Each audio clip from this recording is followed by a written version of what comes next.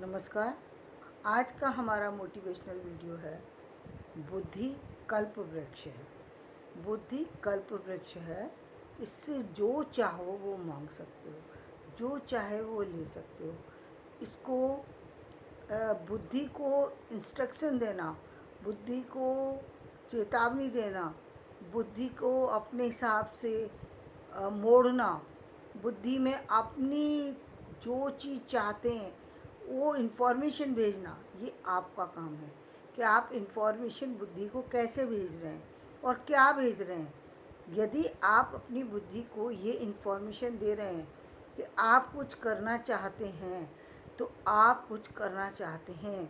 बुद्धि आपको आइडिया देगी, आपको रास्ते खोलेगी, आपको आगे बढ़ने के जो है वो आपको रास्ते मिलते चले जाएंगे। यदि आप बुद्धि को ये कहना चाहते हैं कि मैं रिच पर्सन हूँ, मैं रिच बनूँगा, तो बुद्धि आपको रिच बनाएगी। आप कहते हैं कि मैं रिच हूँ, तो बुद्धि आपको उसी समय रिच बना देती है। ये आपकी सोच पर निर्भर है कि आप जो सोचते हैं वो कंप्लीट कर लेते हैं। आप सोचते हैं कि आपके शरीर में ताकत है, आप काम कर सकते हैं। हाँ, आप काम कर सकते हैं क्योंकि आपने बुद्धि को ये मैसेज भेज दिया है कि मैं योग्य हूँ, मैं सफल हूँ, मैं शक्ति है मुझ में एनर्जी है। और यदि आपके अंदर एनर्जी है तभी तो आप काम कर पाएंगे। आप अपनी बुद्धि को जो इन्फॉर्मेशन भेजेंगे वो बुद्धि उसको कैच करती है। बुद्धि उसको कैच करती है, आपकी इन्फॉर्मेशन को। बुद्धि आपके साथ साथ जुड़ी हुई है। इसीलिए कहते हैं कि बुद्धि डिस्टर्ब ना हो, क्योंकि बुद्धि यदि आपकी डिस्टर्ब होगी तो वो गलत डायरेक्शन में चली जाएगी। इसीलिए कहते हैं जो साहित्य सही है उसको पढ़ो, जो चीज़ें सही हैं उनको पढ़ो, क्योंकि ये हर किसी के हर व्यक्ति के बस में नहीं होता। आपकी यदि इंटरनल जो क्या कहेंगे स्ट्रेंथ, यदि आपकी ताकत इतनी ज़्यादा है कि आप बाहर की सारी चीज़ों को रोक सकते हैं तो रोक लेंगे आप। वो चीज़ें आप पर प्रभावी नहीं होंगी। जैसे इस समय मैं कमरे में बैठी हूँ, बाहर आंधी आए, तूफान आए, बारिश आए, उसका असर मुझ पर नहीं होगा। उसी तरीके से जो कहते हैं कि मेडिटेशन करते हैं या कुछ करते हैं, वो बाहरी ताकत को रोकते हैं। यानी वो अपने अंदर इतनी शक्ति ले आते हैं कि बाहरी जो नेगेटिव एनर्जी है उसका असर आप तक नहीं पहुंचता।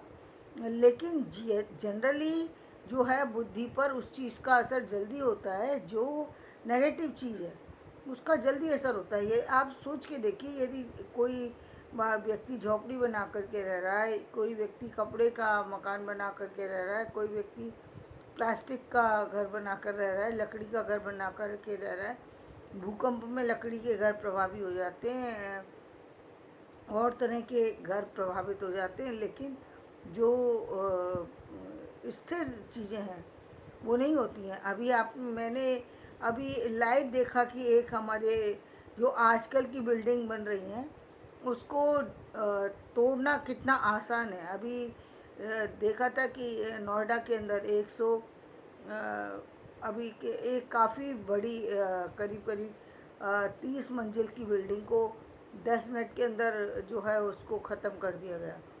जबकि जो पहले किले बनाए गए हैं वो इतने मजबूत हैं, इतने मजबूत हैं। 10 मिनट तो क्या, आप उसको बहुत ताकत लगाइए फिर भी वो हिलेंगे नहीं। भूकंप आ जाता है तो नहीं हिलते, कोई और चीज़ आ जाती है तो नहीं हिलते।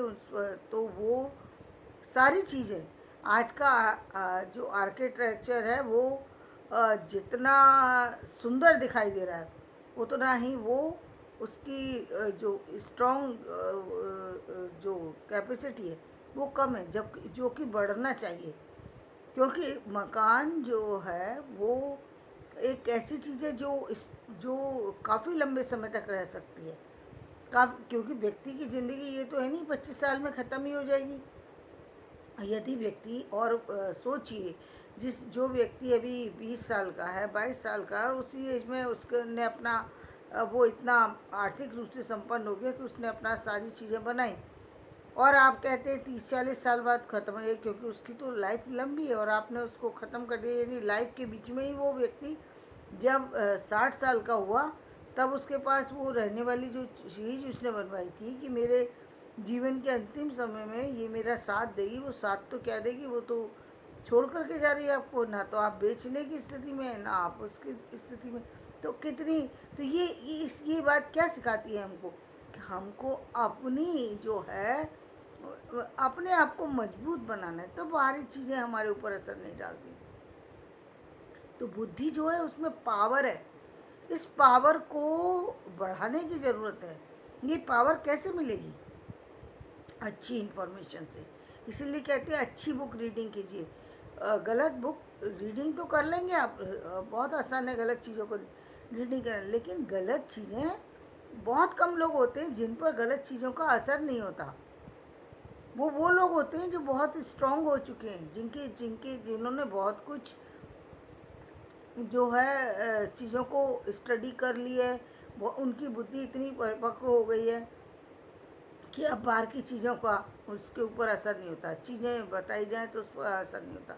लेकिन जनरल यदि आप व्यक्ति की बात करें तो छोटी सी भी गलत चीज़ उसके मन पर स्थायी प्रभाव बना सकती है।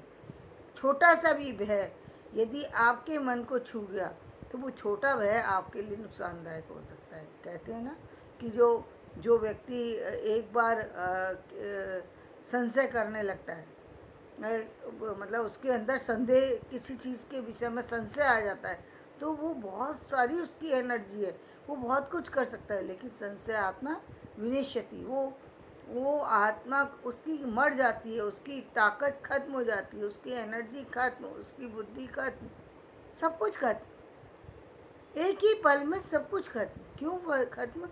क्योंकि उसने गलत चीज़ को अपने मन के अंदर धारण कर लिया। जी, ये इन्फॉर्मेशन तुरंत बुद्धि को मिल गई, बुद्धि ने उसको कैच किया। जब बुद्धि ने कैच किया तो नुकसान होगा, बुद्धि कैच नहीं करेगी तो नुकसान नहीं होगा। तब आपके सामने चाहे कोई बड़ी से बड़ी चीज़ हो, आप डिसीजन मेकर बन जाते हैं जब आपकी बुद्धि स्ट्रांग होती है।